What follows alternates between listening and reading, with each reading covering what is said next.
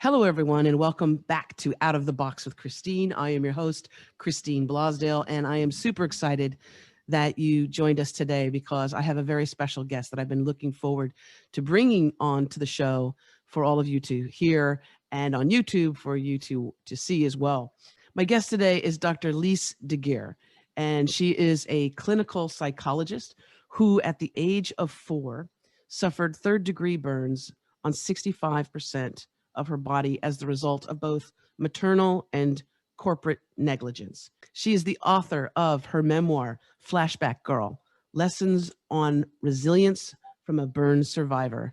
And she's my very special guest today. Oh, thank you so very much for joining us today. I really appreciate your time and the amazing work that you do with not only with your patients there on the East Coast, but also through the book that you've just written and are promoting right now. And I just want to say thank you so much for joining me today. And thank you for having me, Christine. I was looking forward to it. And so the show is called Out of the Box.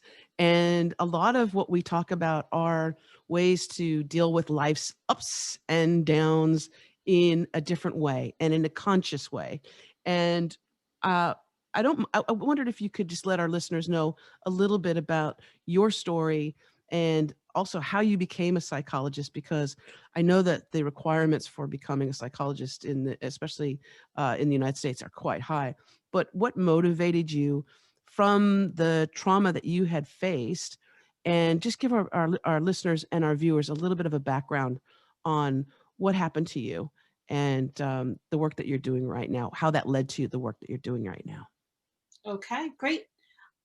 So as you mentioned, I was burned in a fire when I was 4. The fire was accidentally set by my mother. And to save herself, she left me in it. She abandoned me in that fire, my mother did. And my life was saved by my father, but not before I had been burned in a really horrendous way. I was burned, am burned, because burns don't go away. Third degree, 65% on my body. I was left from that fire with no chin, no neck, no bottom lip. My arms were fused to my body. My head was fused to my chest. And I've had somewhere upwards of 40 to 60 operations. And I say that because no one actually counted. I can go into any and all of that, but suffice it to say, I have been on a lifelong journey of physical recovery and also emotional recovery from multiple traumas.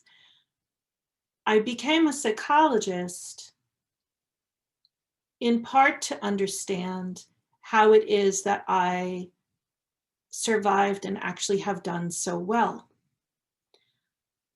Because I think that most people, having met me when I was very little, would have thought, I hope this girl even manages to make it at all. And instead, I'm a happy person. I'm well loved. I'm loving. I am a member of a wonderful family.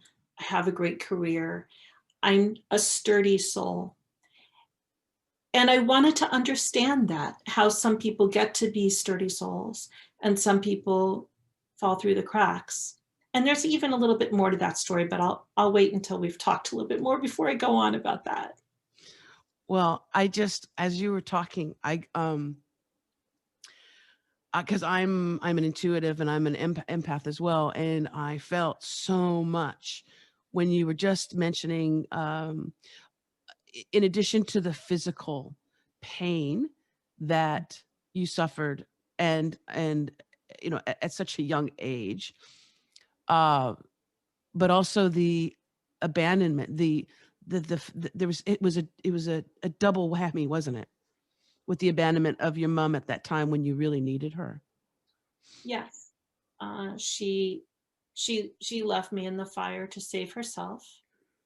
And then when I was in the hospital, and I was in the hospital the first time for 5 months, and she was in the same hospital as I, and she was burned, but not nearly as badly as I.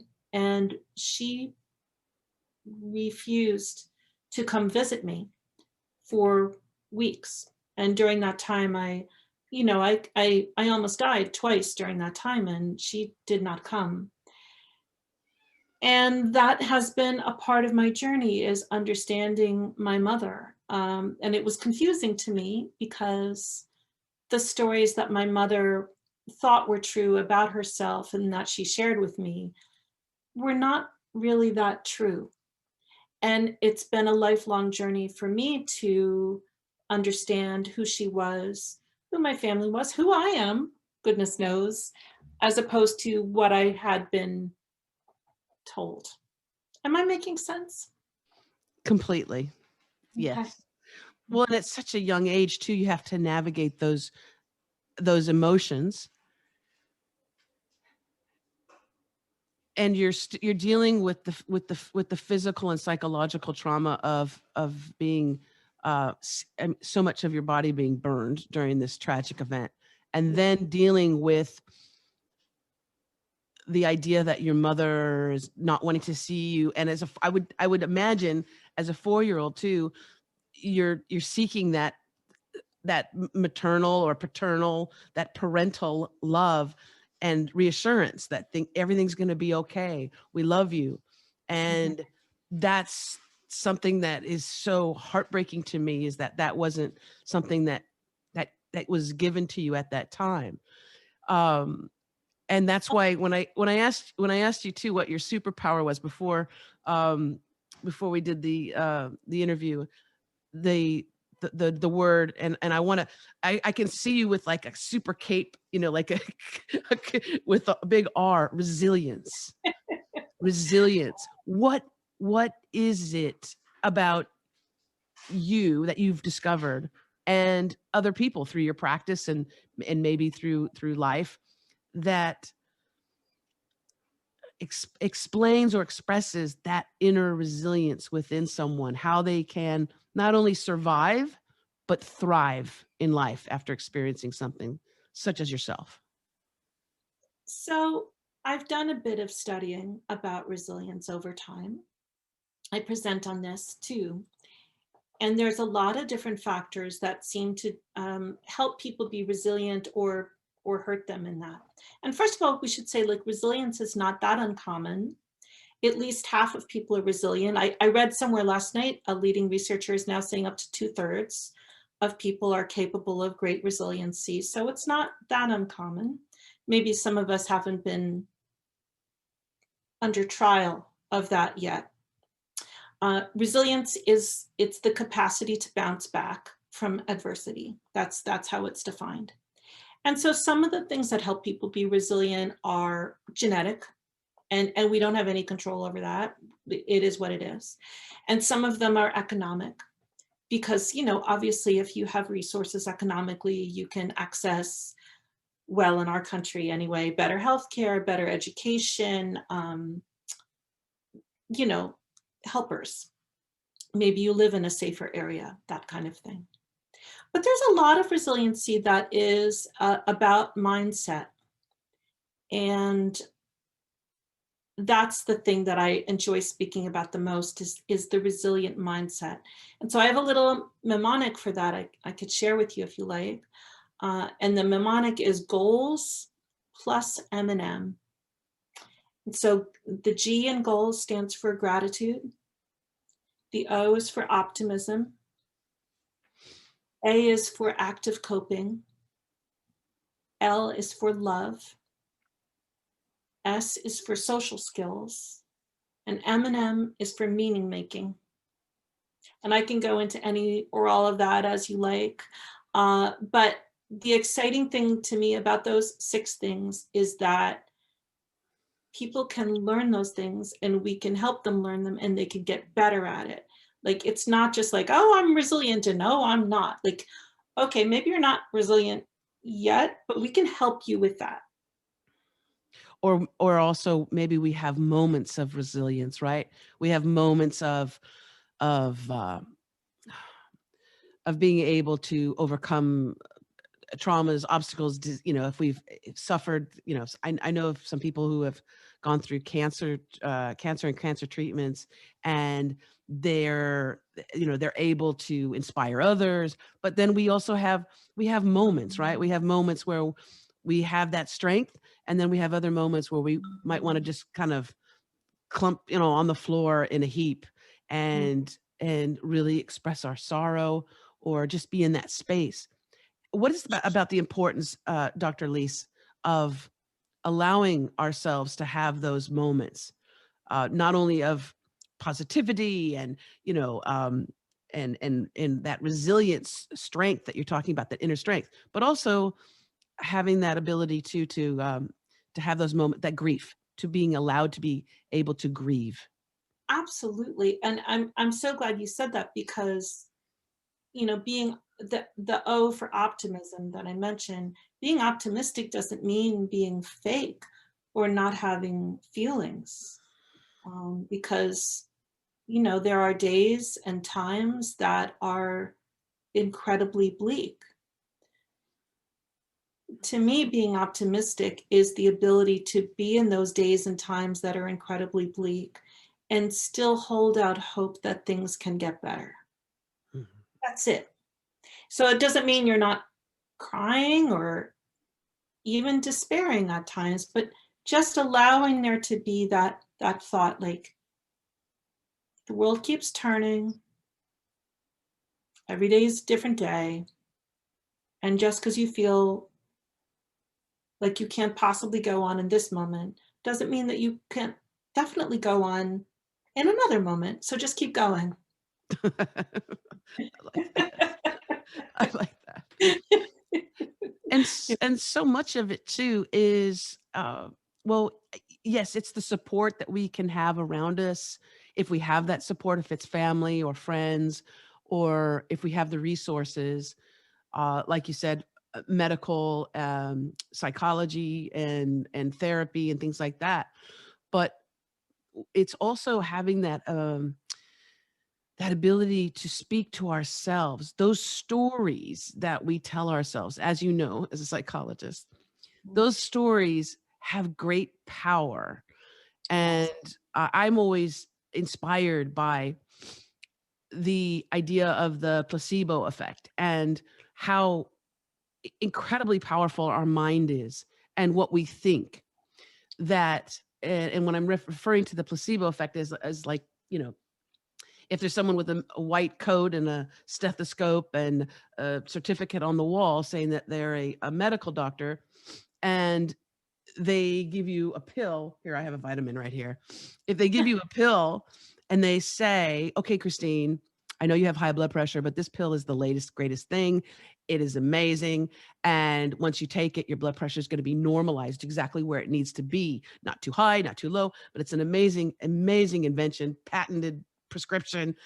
And they give it to you, you putting faith in that degree and stethoscope and coat and the whole apparatus behind it, and the power that you give that person, thinking and believing that this is going to work, even though it's a sugar pill. It actually, they've done tests on these, on this many, many times. Your blood pressure, it lowers your blood pressure, it gets it right in the, that's the power of the mind. That to me is mind blowing, so to speak. Absolutely. I just yesterday, was it yesterday? 2 days ago, I was taking a walk with a friend of mine, and we were outside. That's the only way we can see anybody these days. We were masked, walking through this park, and it had just rained, so it was all these like puddles all around.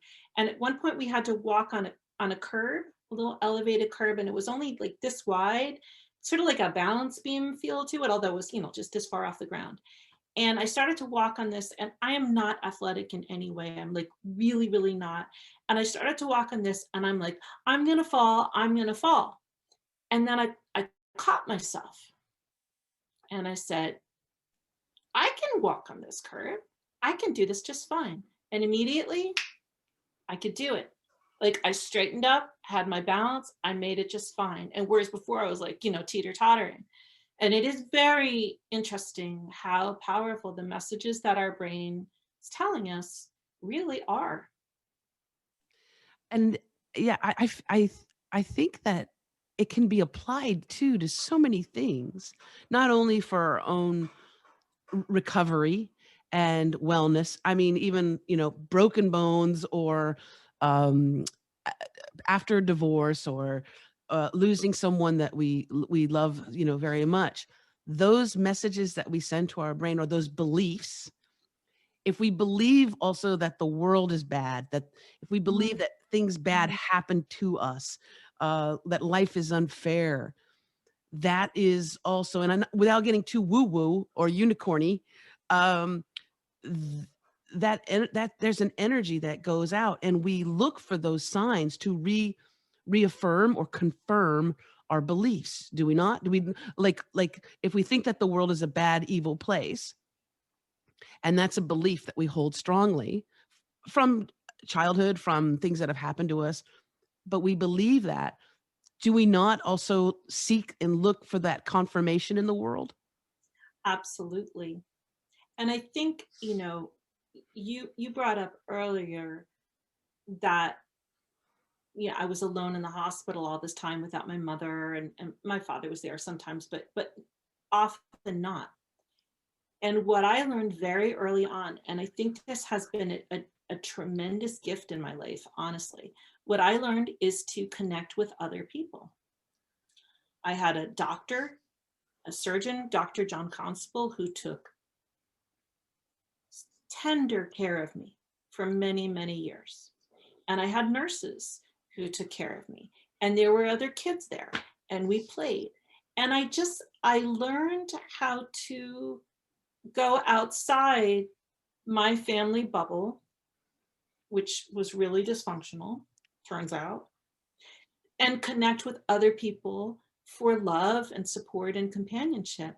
And that, it turns out, has been, I think, one of the things that saved me is other people, friends, being able to establish a family of friends, which has been deeply meaningful in my life. So I think in my mind, I just got the mindset early on, like, people are good. And some people are disappointing. I guess some people aren't good. And some people are like, all right. And there's, I don't know, 20% of people who are amazing. That's how I see it. And the adaptability, the ability for, especially for children, to adapt. I know, even like with my childhood, there were moments where I I had to really kind of adapt and look at the situation and go, okay, if this is happening, this is not the story that I really want.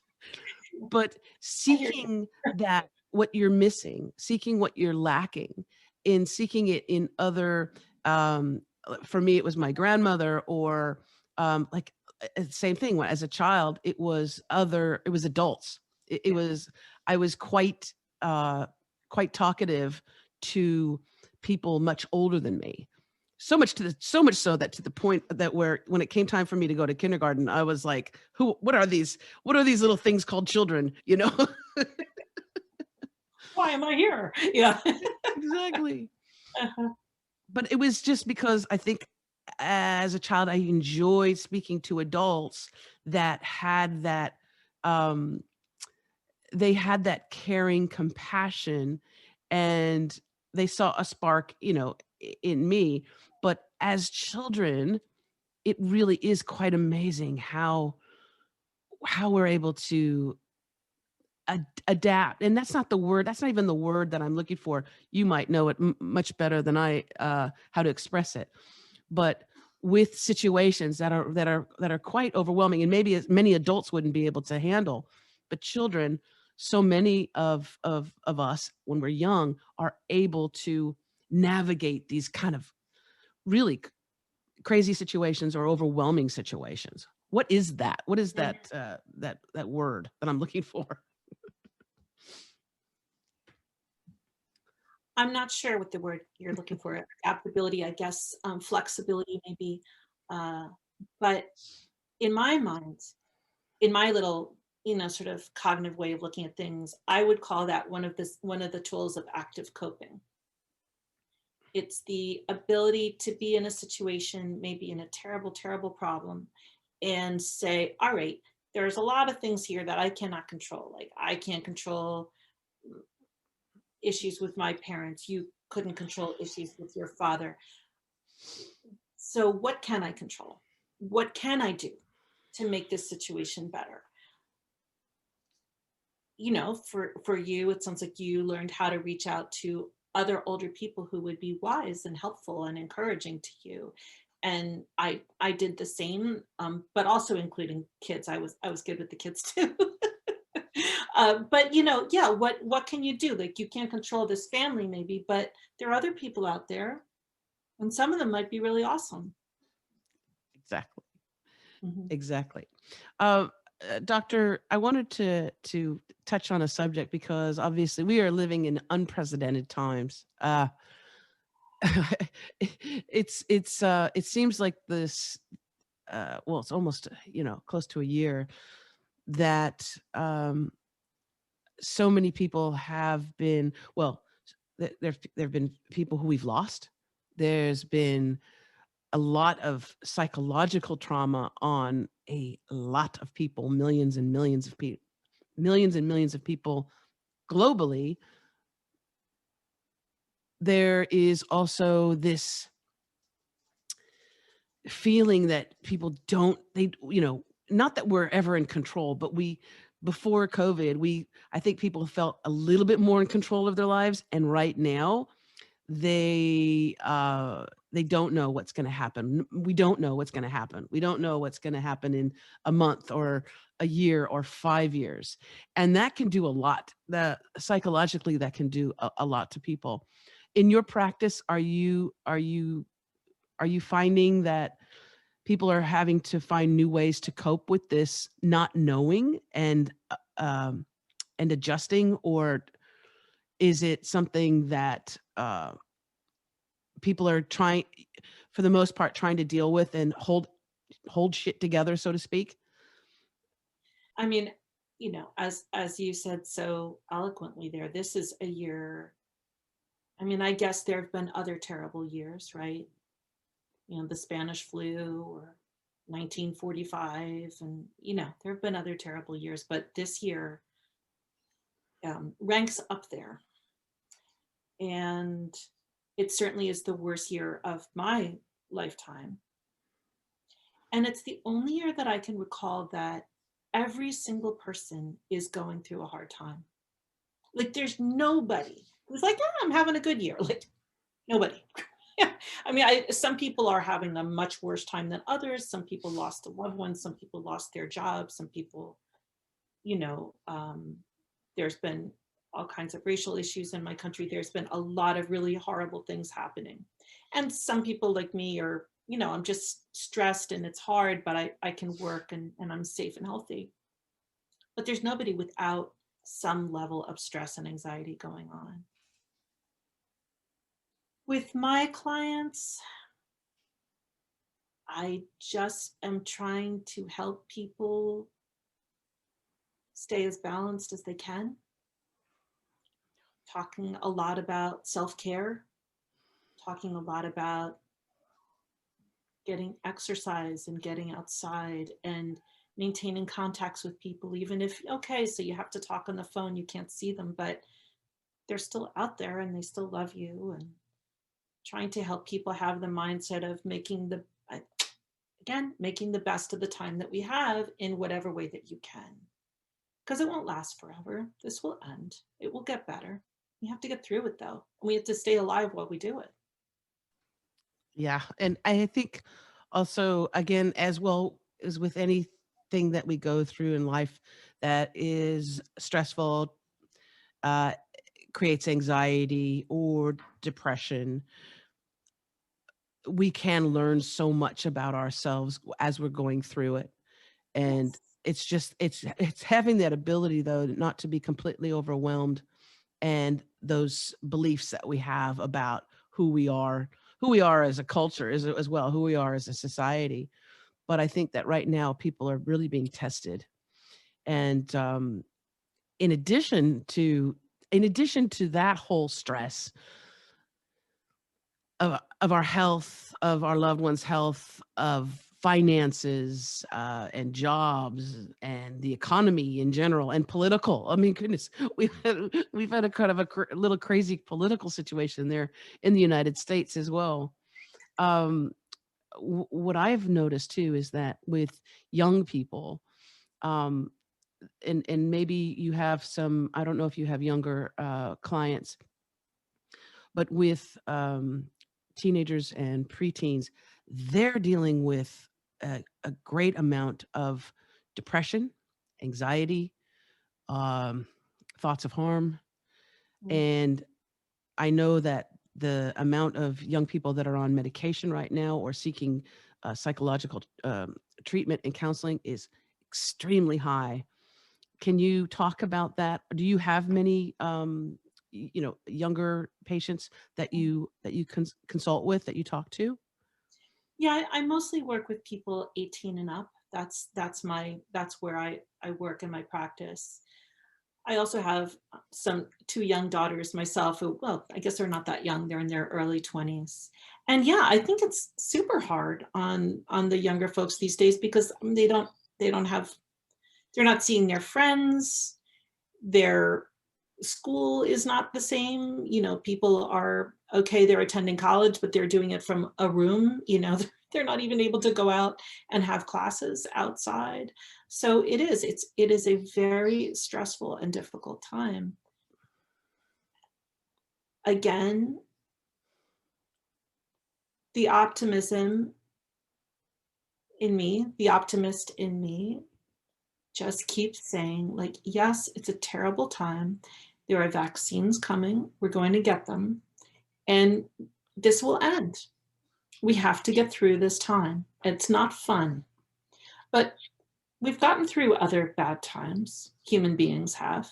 Worse times, actually. We'll get through this too. Yeah, Uh, one day at a time. One day at a time. It's so true. Oops, Um, a lot of with wisdom in that one. Mhm. I'm curious if you have a few words of wisdom that you would like to share with anyone, and you can speak directly to them as well through the audio recording that we're doing, but also through the video on YouTube. Um, for those that are listening that have gone through great forms of trauma, and I'm speaking of physical trauma, such as yourself, with being a victim, a burn victim, and still coping with that, psychological trauma, sexual trauma. If you have just a few words of wisdom for them right now, you can speak directly to them and give them something that they can hold on to, and hopefully come through this and be a bit stronger, and know that they're not alone, that there's others that have gone through great amounts of pain. But if you Yeah, don't mind, would you like to just say something directly to the audience? sure. And I'm going to take something that sounds like I'm taking a commercial break, but I'm not. This book that I wrote, I've only just begun to talk about the trauma that I endured in this book. In addition to this fire and the burn care that I went through, which was horrifically painful, the trauma of being permanently disfigured, bullying, teasing, and then there were 4 suicides in my family. Mm. 4. So I have been through a great deal. And there were 2 reasons why I wrote this book. One is just that I had to write it because I had to for myself. But I also wrote it for other people who are going through terrible things and the people who love them. It's the idea that, like, look, you too can be the most unfortunate person you know. And that doesn't mean it's going to end that way. That's just how it is right now.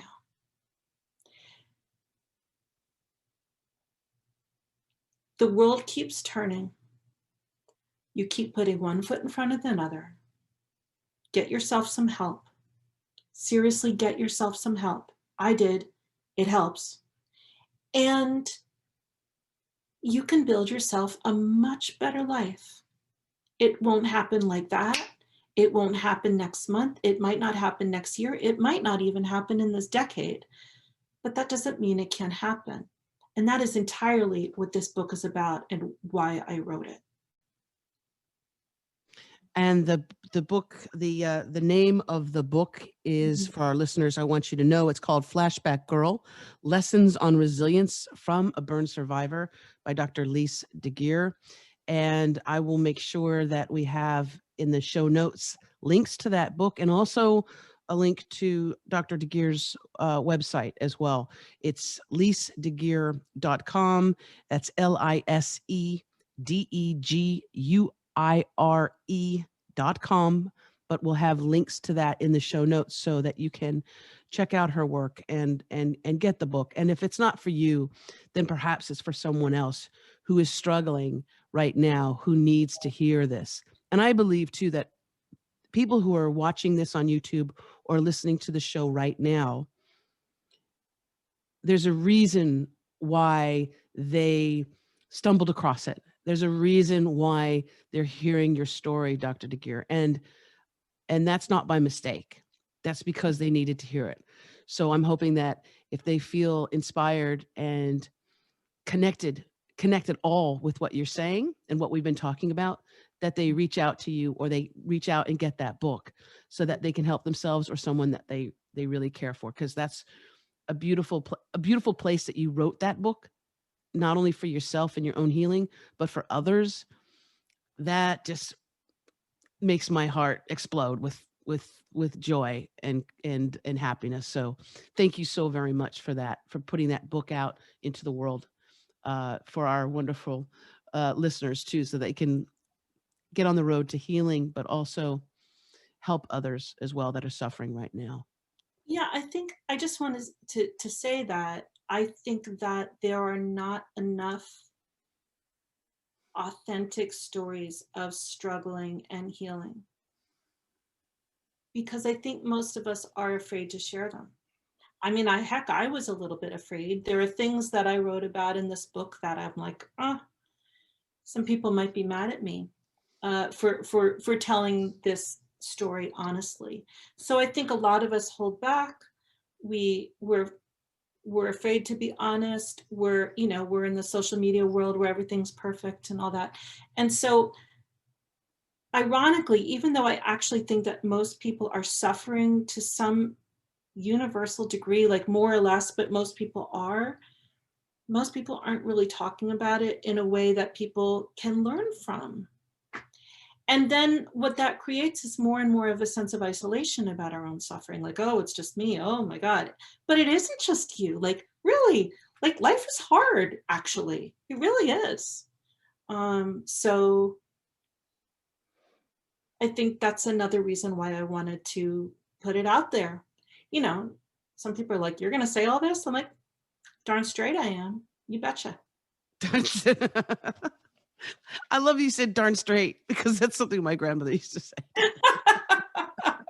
Well, I feel a connection with you, Christine. I really do. Like, I know we're like across the world from each other, but I don't know. I'm feeling it. Oh, definitely. Well, that's why when I saw your story, again, I'm an intuitive, so I go off of what I feel. And it was like immediately I was like, yep, I need to connect with her. I need to get her on the show.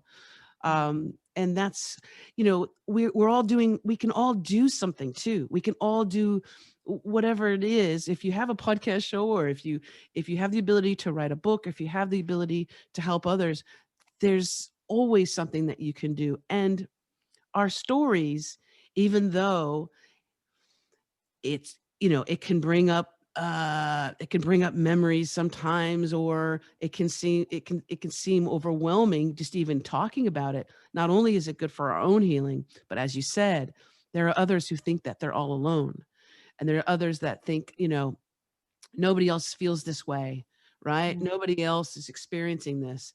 And it's when we share our stories and we say, yes, this is what happened to me, but this is what that experience has brought out of me. Mhm. I know for myself and others who've experienced childhoods where they have, if they have an abusive parent or an emotionally unavailable parent, it can go a couple different ways. You can repeat that pattern, You right? betcha. You can repeat it because that's what you know. Mhm. Um, People who who have been severely traumatized at a very young age, they can have the ability. They might become an extreme, narcissist, Mm. psychopath. There's all different ways, but it's also once you experience something. I think as a child, for me, when I was at that young age, it was, I know what this feels like, and I could never do that to another person. Mhm. I would never want someone to feel this way. Mm. So, and then you interact with people in the world, sometimes based off of that, but you've experienced something that it's what you are not, if that makes sense, Yep. Mhm. right? Mhm. Yep. It does. Oh, we could talk forever, doctor. Okay. I would love to have you back. Please, you're welcome to come back I anytime on would love Out of the to come Box. back. Seriously, I don't know. Yeah. I feel Okay. yeah. Uh-huh. We would love to have you come back. Please, please, please, and keep in touch with us as well. Um, I just want to thank you so very much for all of the work that you do, your strength, uh, and your love of life shows through. I see the pictures behind you of little. Are those your kids? Yeah, when they were little. They're big Yeah. now. Yeah. So I mean, you have this beautiful, beautiful spirit about you, and that's why I wanted to have you on. I knew that before I even talking to you. You had this absolutely beautiful spirit, and I love that your life and your work right now is helping others. That's huge. That's really huge. Yeah. So I want to thank you again, folks. If you want to check out the wonderful book from Dr. Lise Deguire, it's called Flashback Girl: Lessons on Resilience from a Burn Survivor. We'll have the link again in the show notes for you to get a copy of the book as well. Thank you, Dr. Lise. I want to just thank you so much from the bottom of my heart. Thank And again, we'll have you back on real soon. Okay. I would love that. Thank you. All the best to you. Stay safe and well. Thank you, love. I will. I will. And thank you, wonderful listeners and viewers, for tuning in this week. If you want more information about this podcast show, you can go to outoftheboxwithchristine.com and make sure if you're subscribing to the YouTube channel, click that bell and you'll be notified of another show. Please share this show as well. If you've been inspired and you know of someone who needs to hear it, please share this wisdom, this heart wisdom from Dr. Deguire. All right. Until next time, I'm Christine Blasdale signing off. And remember, as always, to think outside of that damn box. Bye for now.